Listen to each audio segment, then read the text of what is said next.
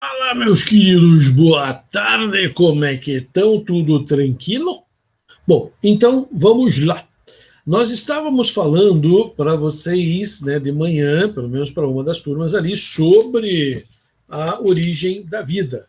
E a origem da vida, vocês já sabem, é uma matériazinha fácil, moleza, mas precisa prestar um pouquinho de atenção sempre, né? Porque se você não prestar atenção, você, tarde, acaba, né, viajando ali na magonese. Tranquilo? Então, nós tínhamos já falado para vocês que existe a hipótese do criacionismo, mas a palavra criacionista era mais usada normalmente, né, quando se fala em evolução. Mas não deixa de ser, olha, lá em cima, né, o fixismo, igual sinônimo, né, de criacionismo. Tá bom? Então, olha lá. Então, fixismo e criacionismo é a mesma coisa. Fixismo e criacionismo significa que é fixo, não evolui, assim como foi criado, permanece. Né? É o criacionismo, existe lá o Criador, né? Uma mente superior que deu origem a todos os seres vivos no planeta. A segunda hipótese é a panspermia, ou também conhecida como cosmogênese. Na panspermia ou cosmogênese, a vida começa no planeta devido a um asteroide que cai aqui no planeta e dentro dele tinham lá bactérias microscópicas que encontraram aqui, né, condições favoráveis ao seu desenvolvimento. E aí elas começaram a se desenvolver na Terra, né? Isso é chamada hipótese da panspermia ou também hipótese da cosmogênese, mesma coisa, tá? Existem até algumas saídas, né, tangenciais a essa teoria que diz lá, né, que não, a vida veio de seres superiores e não de bactérias, né? Os deuses astronautas que vieram para a Terra e aqui deixaram, né, fragmentos de vida. Tem filmes, inclusive, com isso. A panspermia ou cosmogênese, pelo menos ela tem uma parte teórica, né? Os cometas não, os asteroides caindo na Terra podem conter lá no seu meio bactérias extremamente resistentes que encontraram fatores favoráveis e se desenvolveram. Ninguém conseguiu provar isso até hoje. Tá? Ela vive aparecendo na mídia, fala-se sobre essa teoria, mas não existe prova. Né? O ambiente, né, o espaço é muito inóspito para que alguma coisa viva consiga suportar essas viagens, né, dentro de cometas, principalmente na entrada da nossa atmosfera e tudo mais, né, calor excessivo, etc. Mas existe a teoria. Se existe a teoria, o vestibular pode perguntar.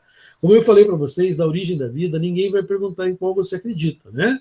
A origem da vida, o pessoal vai perguntar para você se você conhece essas teorias. Conhecendo essas teorias, você vai poder discuti-las de igual para igual. E a terceira teoria, aquela que é mais pedida no vestibular, é a chamada teoria científica. Dentro da teoria científica, nós temos a hipótese de Oparin Haldane, né, que foram dois cientistas que propuseram essa teoria da origem da vida. Essa hipótese ela é baseada em estudos científicos, ou seja, o que a ciência conhece e pode ser usado para explicar a origem da vida, né? Não é, muitas vezes a gente fala assim, hipótese científica, o cara acha, não, é essa que vale então porque ela é científica, né? Não, a científica é que usa conhecimentos científicos, aquilo que o homem conhece e que ele consegue, de um jeito ou do outro, lhe dar uma adaptada aí, né, na origem da vida. Então, como eu tinha dito para vocês, o Parin era um pesquisador, ele pesquisou nos livros com outros cientistas como que era a Terra primitiva, descobriu que a Terra primitiva continha gases primitivos, como que ele sabia quais que eram os gases? Né? Indo lá no vulcão, vendo o vulcão em erupção, captou, né, o que saía do vulcão, ele não, outros cientistas, e aí descobriu-se que lá de um vulcão, o vulcão expele hidrogênio, que vocês têm aqui, né, ó, hidrogênio, amônia, né, metano e vapor d'água. Tá? Não é água oxigenada, tá? É vapor aqui, né? Por isso que não existia o oxigênio livre. O2 livre não existia. Existia o oxigênio combinado com a molécula de água, mas livre, O2, naquela, digamos lá, do vulcão, não sai. E o Parin, por que o Parin teve essa ideia, né? Ou foi lá pesquisar os gases do vulcão? Porque disseram para ele que o nosso planeta está esfriando. Era um planeta que veio de uma nuvem, né, quente, e que à medida que foi esfriando, as reações ocorreram mais lentamente, formando elementos mais pesados e elementos mais leves. Os elementos mais pesados ficaram no centro, né, do planeta, né, os mais pesados, que nós temos até hoje, que é o CIT, que é o núcleo do planeta, né?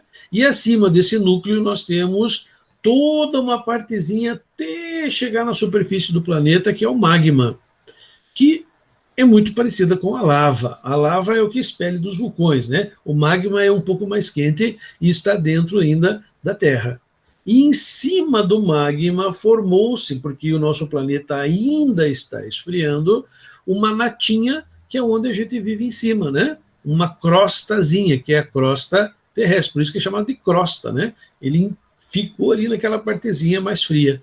Então, como eu tinha falado para alguns, né, tinha dado exemplo, o nosso planeta é como se fosse o leite fervendo. À medida que o leite vai esfriando, forma-se a nata. É isso que aconteceu no planeta. Por exemplo, a deriva continental, né? E dentro da deriva continental, vocês veem lá, né, que os continentes, eles andam, né, eles se movimentam na crosta, justamente porque embaixo é semilíquido, né, uma substância pastosa. Esses estudos em geografia. Por isso que o Parin teve essa ideia. Ele falou, no começo o planeta nem crosta tinha, era quente para danar, né? E aí quais que eram os gases que tinham lá? E chegou a essa conclusão. Então não tinha oxigênio, era quente, o planeta era envolto por muitas nuvens, tempestades diretas. Lembre que toda a água líquida que nós temos no planeta hoje, toda ela estava na forma de vapor, formando nuvens e mais nuvens, tempestades diretas. É como se o nosso planeta fosse um planeta inóspito com muita tempestade. Só que a chuva não chegava a encostar no planeta. Por quê? Porque era tão quente que quando, vamos supor que ameaçasse chover, a água caía e evaporava logo em seguida, né, pelo calor que vinha do planeta. Então não existia chuva, só tempestade ali, né? Tempestade de raios naquelas condições. Mas o planeta foi esfriando vagarosamente, contaram lá para o Parin, Parin, o negócio foi ficando mais frio, mais frio. Um dia a chuva caiu e bateu no solo, né? Isso demorou por muito tempo, ela caía, evaporava, né? E o que vai acontecer? Quando ela vai fazendo isso, né, o planeta vai esfriando, vai acelerando o processo de esfriamento. Então vai esfriando cada vez mais. Então a chuva já começa a cair e não evapora tanto, ela começa a escorrer para as partes mais baixas do planeta, formando os oceanos primitivos. Esses oceanos primitivos lavaram a Terra, então formaram aquele sopão, né, de elementos químicos lá que começaram a reagir entre si. Segundo o Parin, foi uma evolução química que começou a acontecer agora. Compostos mais simples reagindo com compostos mais complexos, o ultravioleta do Sol vinha e quebrava essas moléculas grandes, elas voltavam a se encaixar de uma maneira diferente, até ter uma estabilidade que resistia à ultravioleta. Tudo isso acontecendo há mais ou menos uns 4 bilhões de anos atrás, né, quando provavelmente houve esse surgimento, segundo a hipótese do Parin, né, essa transição aí, né, do nosso planetinho. Ele chegou numa temperatura certa. Mas lembre, não tinha oxigênio livre. Tranquilo? Bom, aí o Parin falou o seguinte, bom, nesse meio, então vocês podem ver lá no número 1 lá, né? Neste meio, algumas substâncias químicas começaram a se formar por ter uma estabilidade química, ligação química mais estável, como, por exemplo, aminoácidos, gorduras, hidrocarbonetos, que são aqueles compostos formados por carbono, que vocês estudam na química orgânica, né? Ácidos orgânicos, COOH, vocês vão estudar em química orgânica também, fenóis, etc. Ou seja, compostos mais complexos começam a se formar.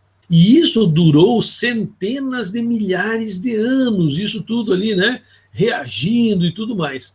Chega o momento que o Parin fala assim, algumas moléculas podem ter ficado presas, tá, em moléculas de gordura, formando uma substância que nem essa que vocês estão vendo aqui, né? Isso aqui o que é? é, na verdade, lá nos mares primitivos, uma moléculazinha de gordura em volta, uma bolha de gordura. Quando você vai fazer macarrão, você joga o azeite na água, assim, né? Ele forma aquelas bolas de azeite na água, né? Então imagine, isso aqui, aquelas manchas redondinhas, né? Então imagine como sendo uma camada de gordura. E prendeu dentro delas algumas substâncias orgânicas. Isso foi um grande impulso. Por quê? Porque a gordura protege contra o ultravioleta. Então os elementos aqui dentro já começaram a reagir de uma forma especial. O ultravioleta já não as quebrava, elas começaram a formar moléculas maiores, né? E o Oparin chamou isso aqui, ó, de coacervado, tá? Cuidado, coacervado é célula? Não. Coacervado é um ser primitivo? Não. Coacervado só é gordura e alguns elementos químicos lá dentro. E o vestibular vai tentar te enganar com isso, né? Coacervado não é nem célula primitiva, nem ser vivo primitivo. Coacervado só é uma camadinha de gordura envolvendo algumas aminoácidos, algumas substâncias químicas, né, no estado coloidal lá, no estado de coloide, nem líquido, nem sólido. Segundo o Oparin, depois de muito tempo, mas aí existe uma lacuna, né, na parte científica, provavelmente esses coacervados poderiam, ó, agora já é, poderiam ter dado origem às células primitivas. Tá? O caminho aí é bem longo e nós ainda não tem pistas sobre isso. Então ficou assim, Oparin subentende-se na sua teoria de que o coacervado dá origem às primeiras células. Ela não é, mas ela vai num futuro distante, né, dar origem às células como nós a conhecemos. Bom, aqui você tem lá, né? Segundo o Oparin, os primeiros seres que existiam duas possibilidades. Ou as células eram autótrofas ou elas eram heterótrofas. Aí o Oparin seguiu o seguinte raciocínio. Os heterótrofos, eles são mais simples que os autótrofos. Os heterótrofos, aqueles que se alimentam de matéria orgânica, são mais simples na sua estrutura que aqueles que fazem fotossíntese. Fotossíntese é difícil, é usar a energia da luz solar, né, do sol, para transformar isso em energia química. É uma coisa difícil. Quando a gente estuda fotossíntese, vamos ver como ela é complexa, né, lá dentro, para ver lá os elétrons, como é que acontece. É uma coisa complicada. Então, para o Oparin, o primeiro ser era um ser heterótrofo, ou seja, ele se alimentava de outros seres. Mas, professor, como assim? Ele estava numa sopa. Quando choveu, o mar, a água levou isso e formou uma sopa orgânica lá, cheia de matéria orgânica. Então, matéria orgânica é comida. Então, esse ser primitivo, ele simplesmente absorvia um pouquinho daquela sopa e ele já tinha alimento, né, para se desenvolver. Então, por isso a hipótese do ser heterótrofo. Só que tinha mais um porém. Se era heterótrofo, lembram, não tem oxigênio ainda no planeta, porque o O2 livre só vem com os vegetais. A gente diz que esse primeiro ser, ele é heterótrofo, mas ele é anaeróbico, ele não precisa de oxigênio para viver. É o que a gente conhece como fermento. Então, trocando em miúdos, olhe lá para a prova, olhe lá para o vestibular, olhe lá para o Enem. O primeiro ser, segundo a hipótese científica do Oparin, era um ser fermentador. Assim como o Saccharomyces cerevisiae, aquele que a gente põe para fazer o pão. Ele não precisa de oxigênio para viver, só que ele também é um ser extremamente simples, né? Porque ele não usa o oxigênio para quebrar a molécula de glicose de uma forma eficiente. Aí o Oparin falou assim, depois de muito e muito tempo, quando essa sopa já estava começando a ficar rala, né, de tantos os seres heterótrofos se alimentar dela, é que vai aparecer a primeira bactéria, né, que vai fazer fotossíntese. Então, essas primeiras células primitivas agora fazendo fotossíntese, elas fazem o seguinte, elas começam a usar a luz do sol como energia e também, quando ela quebra a glicose para produzir energia, começa a sobrar aquele gás que ela joga fora, que é o oxigênio. Então, a partir daqui, a partir do segundo ser, segundo o Oparin, é que começa a natureza a se encher de oxigênio. E isso mata muitos seres fermentadores. Sobram bem poucos, tanto que até hoje nós temos bem poucos fermentadores perto do que vem surgir agora. Com o oxigênio surgem os heterótrofos aeróbios, aqueles que usam oxigênio com vantagem. Então, ó, heterótrofo que não usa o oxigênio, fotossintetizante ou quimiosintetizante, e depois heterótrofo que usa o oxigênio. Essa é a linha, né, de evolução, segundo Oparin e Haldane. Certo? Foi Stanley Miller que construiu esse aparelhinho aqui, ó. Lembra que eu desenhei na sala lá? Ficou uma porcaria o desenho, mas, né, era um desenho de um vidro, ó, pode ver, um vidrinho, tá? Ó, o vidrinho aqui subindo, vindo para cá, né? Vindo para cá, tá? Né? Vindo para cá. Aí veja o que acontece aqui. O aparelhinho que eu falei, esse é o aparelhinho do Stanley Miller. Então, pode ver, ó, um vidrinho redondinho aqui. A fotografia ficou bonitinho, né? Aqui agora, né? Um vidrinho, tá? Redondinho, ó. Tá? Aonde você tinha lá, dava choque de um lado, dava choque aqui. Aqui tinha água líquida, ele injetava água líquida aqui, né? Tô aqui, ó, no desenho. Aí aquecia, então ela virava vapor e subia e fazia tudo isso se movimentar. Né? Aí ele pegou, tirou todo o ar lá de dentro e injetou aqueles gases primitivos ali dentro. E quando esses gases começaram a se movimentar, o que, que aconteceu? Os gases primitivos formaram pequenos aminoácidos. Esses aminoácidos acabaram se acumulando nessa parte baixa aqui do vidrinho.